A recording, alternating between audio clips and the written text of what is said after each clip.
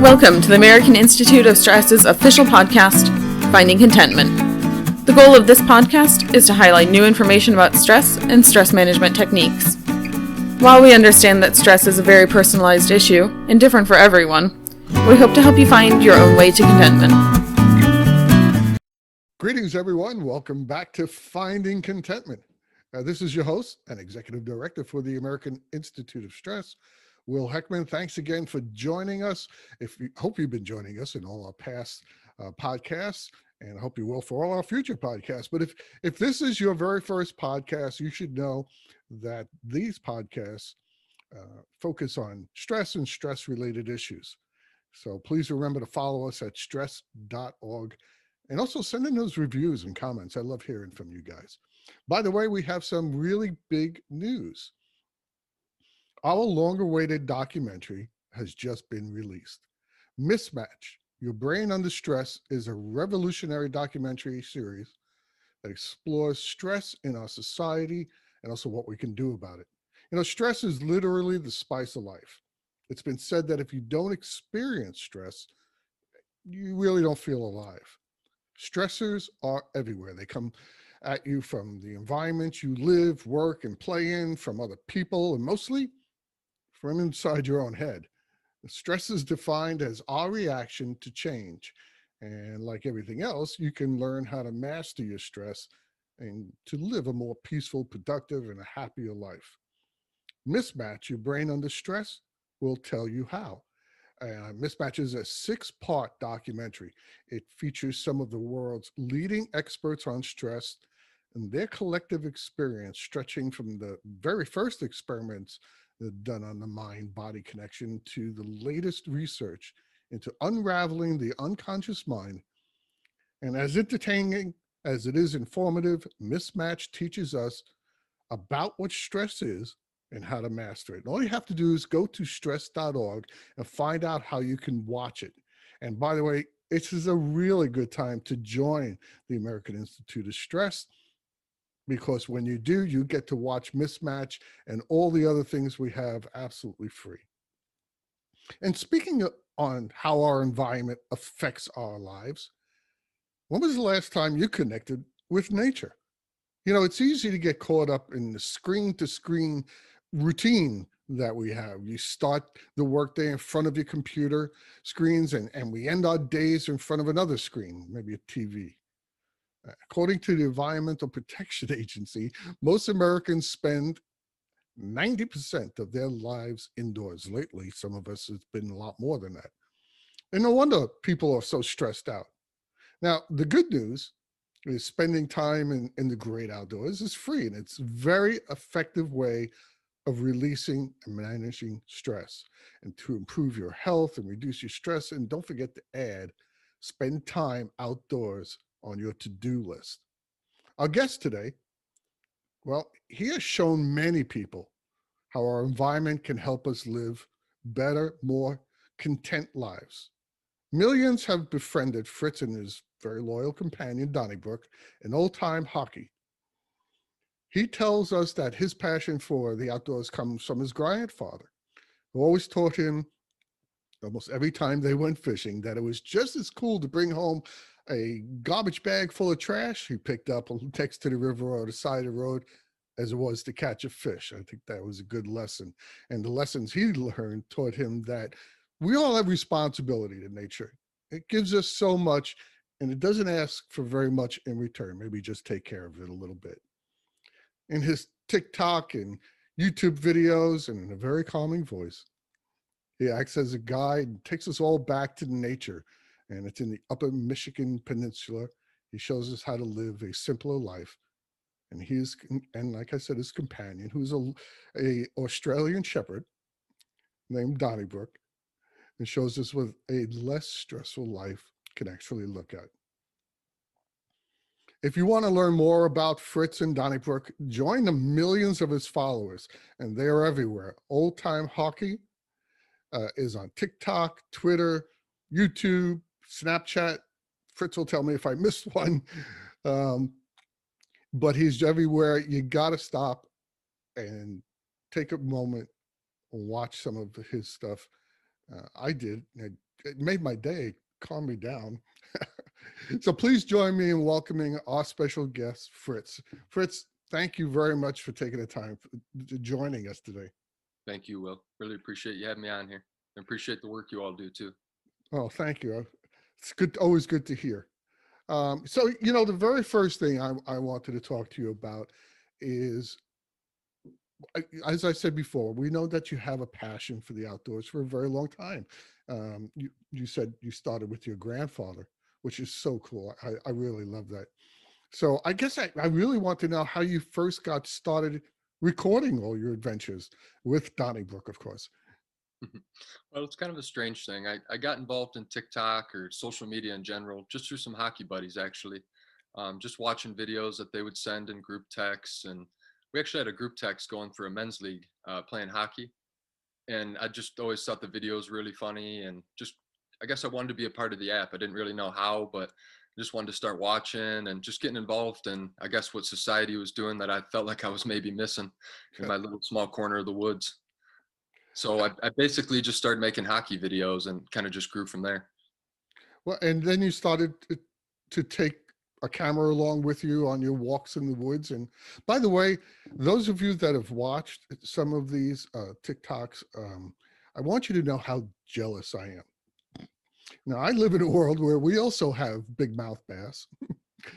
And I don't know what Fritz is using for bait, but I'm going to find out after this show, because this guy seems to catch every bass in the pond, and I stay there for hours wondering where they all are.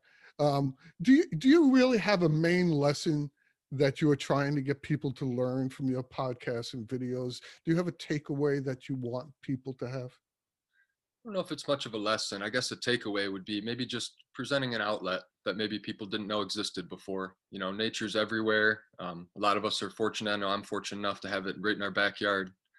But most people have city parks or, little stretches or thickets of woods that are available in their communities. And I just wanted to kind of show people how I deal with stress and kind of how we live our life. It's a little bit different, I'm sure, than how most people live theirs, but, just give people an outlet, or I guess let people know that there are other things to do out there in the outdoors.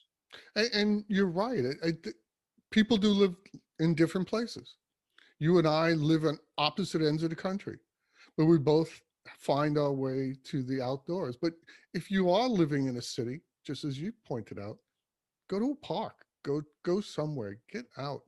I'm a big birder. I look at birds. I know it's pretty nerdy, but that's what I do. I've been interested in ornithology for, oh my God, 35 years.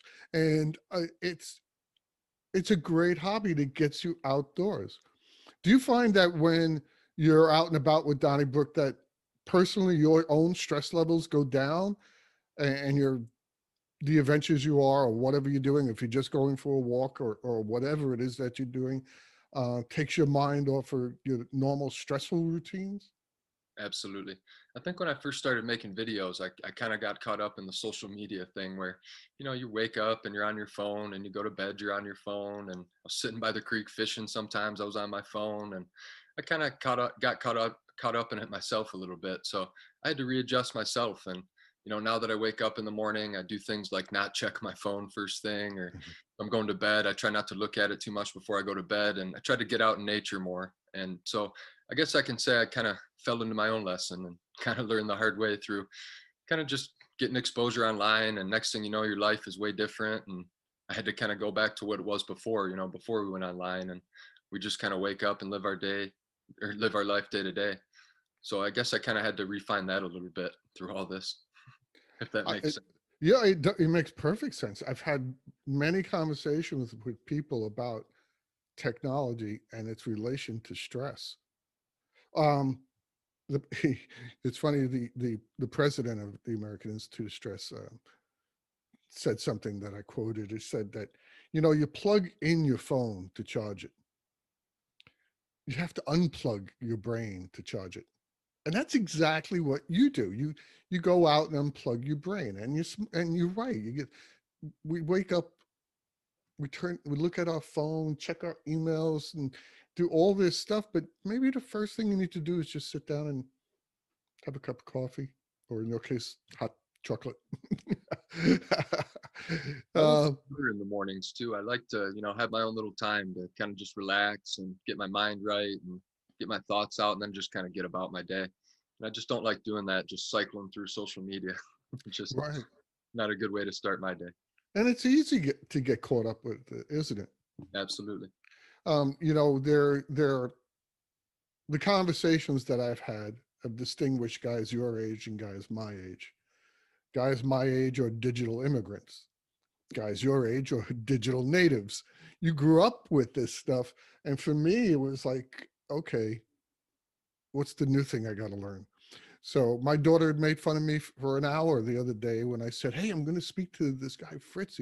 He's on TikTok. Oh, God. Yeah.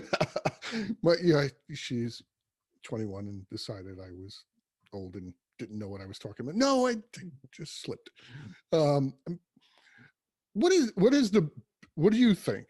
Because for everyone it's different, and I realize that. But what do you find to be the biggest stress reliever about being in the woods and being in nature? I think it's just presence of mind. Like you were talking about largemouth bass fishing or fishing in general. And people always ask me, what's my favorite thing about fishing? And I'll tell them it's birding. Just having your line in the water and looking around. And that's what I love about nature. And I kind of goes with the saying that the French have, mise en place, which just means basically everything in its place. If you're getting ready to fish, it's your tackle box in the right location. It's your pliers and your cup holder getting ready to pull the bass up. I just find solace in that. I find that if I'm not taking my time to put myself out there and do things that I like, that I feel like life kind of has me by the seam of the pants. Mm. So I just try to kind of, I guess, live my life and just kind of try to keep my projector in my mind moving forward, never back. Just never try to think of things that I could have done better, or maybe things that are going on in my life that are causing me stress. I'd rather just move forward and worry about that next river bend or log jam. So it's a little bit of way of dodging my problems, I guess. But I've just always found it works. Just getting out in the outdoors and just making sure you're concentrated on the right things.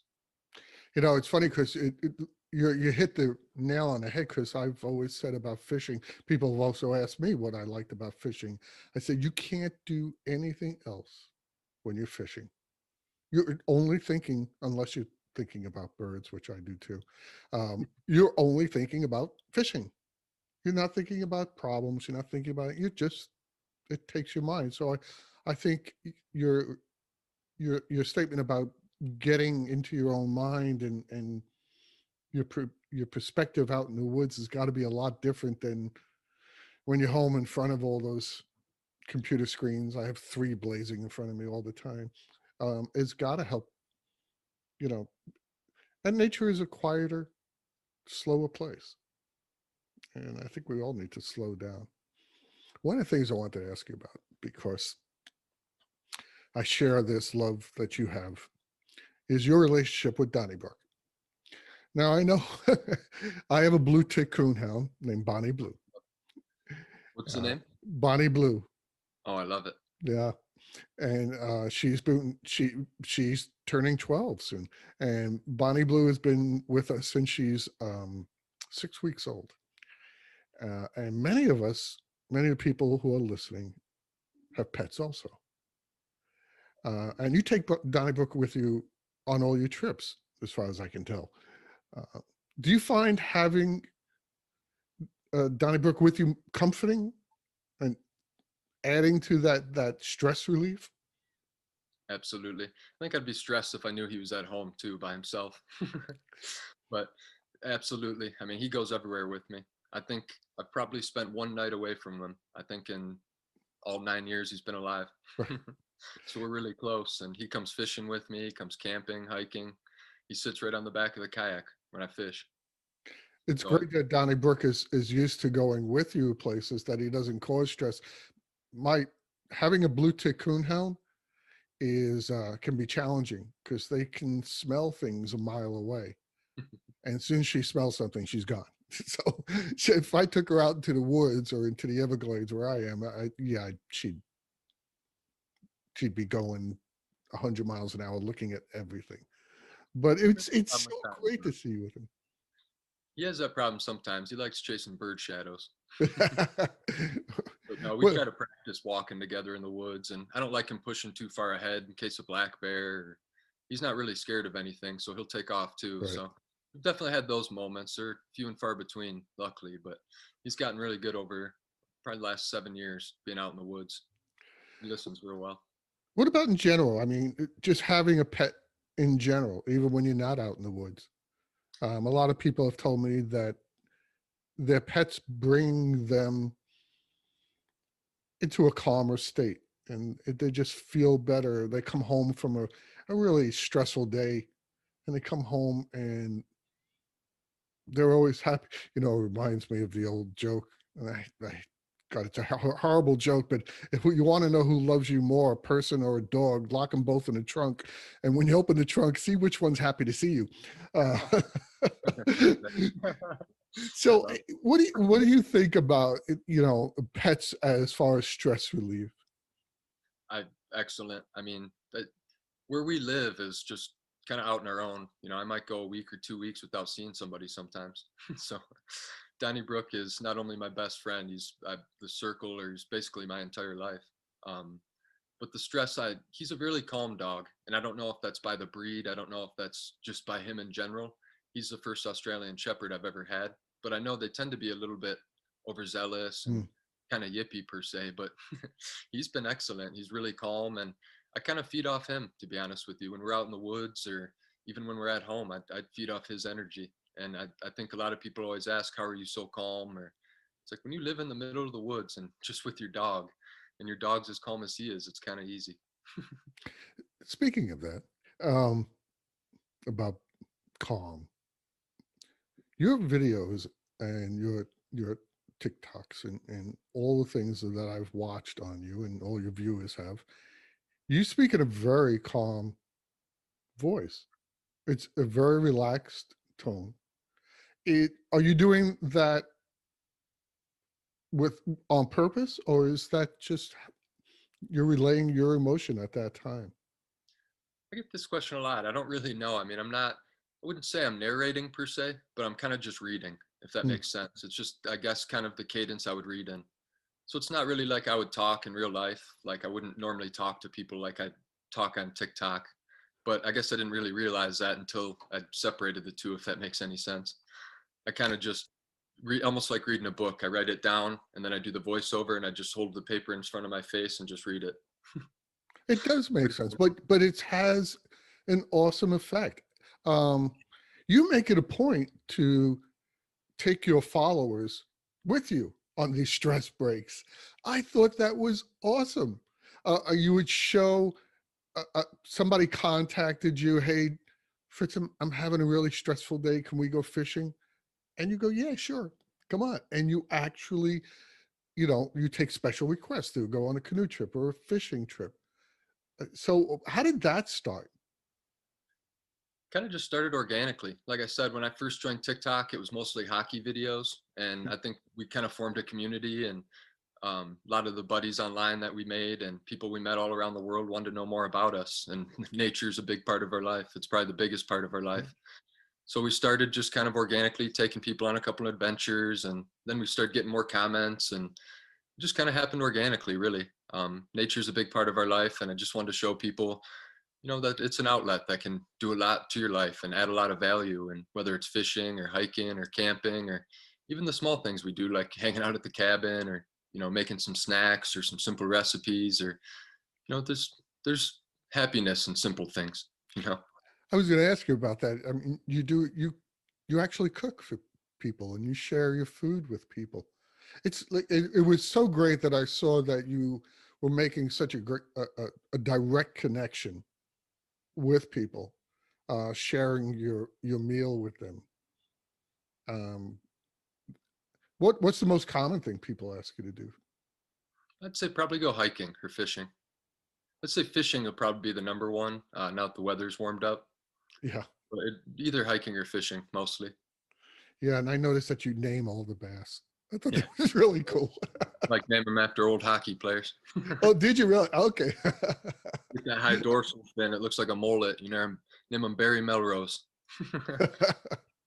Well, I like I said, I think a lot of people are connecting with that, and a lot of comments you get are that they're feeling stressed.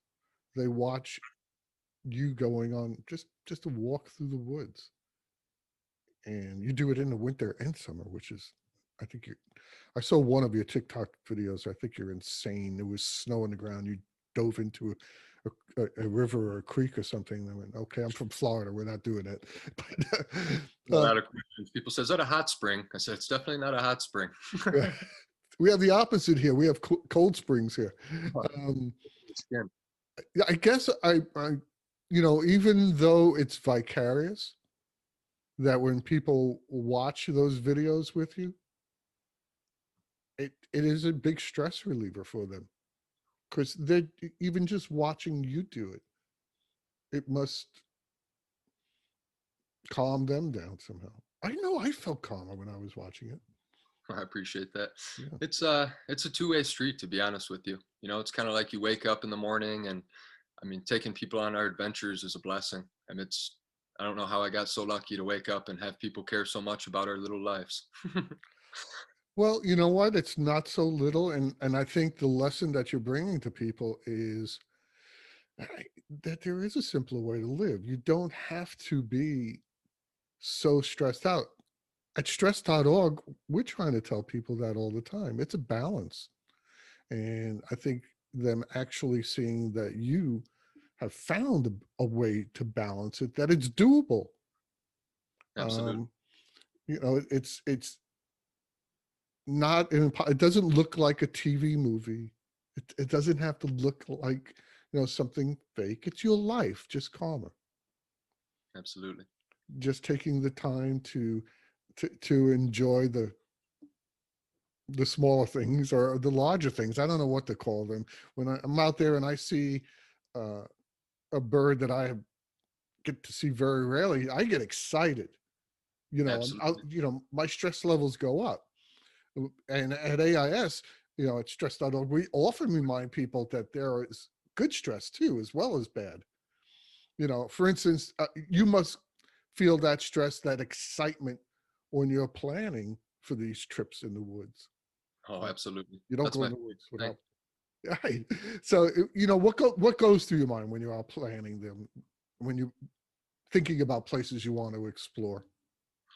Depends on the trip. So if it's a river trip, I'm counting river bends and making sure that because I don't usually use electronics. I'll just count river bends and use geographical land features. And so mostly just mapping out my trip. I just want to make sure I got everything organized and make sure that we're going about things safely and just minimizing any mistakes. So I want to make sure when I'm going anywhere that I can just enjoy myself. I don't want to have to worry about, if I missed point A or if I missed point B, or if I went past my campsite, or if I forgot my fishing pliers, or Right. so I'm big on organizing. I believe in taking the time to organize and set a path before you leave. That way you can minimize the stress once you leave. And you've shown that. You've shown your preparation for a trip and how organized you are. And I'm a big believer in that. I believe that organization is very calming. But, Absolutely. I was an educator for a very long time, and trying to teach that to young people wasn't always successful. But you show it in a very real, applicable way. I'm going out to have a very good time, and planning brings my stress levels way down. Absolutely. And when you're actually out on your adventure and knowing that you put in that work before, it just makes me a lot more calm. I think I got that from my grandfather though. He's always like that. He was always preparing, and just something I kind of he always had fun preparing too, whether it was fishing routes or mapping out fishing spots or keeping a fish log. Like I log every fish I catch just to make sure Really, I knew which day it was, what the water temp was, what lure I caught it on, what size it was. I'll even count stripes, count spots in the stripes. Just something I that got from my grandfather. that's awesome. I mean, that's like, it's almost like journaling, and really what you do with TikTok and on YouTube and all of that is really like journaling, except you're doing it electronically.